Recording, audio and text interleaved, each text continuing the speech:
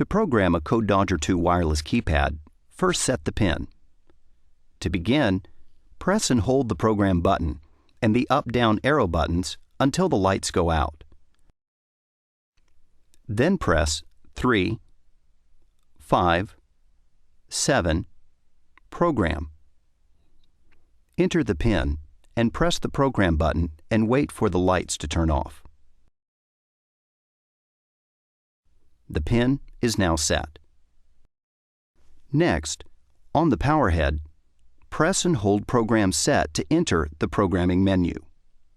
Then press the Program Set button again to enter the remote program menu. On the wireless keypad, enter your pin number and press the up-down arrow button once. Then, press the up-down arrow button again. Then press again to operate the unit. The wireless keypad is now programmed. These model openers feature diagnostic codes via the LED lights on the power head. Refer to the manual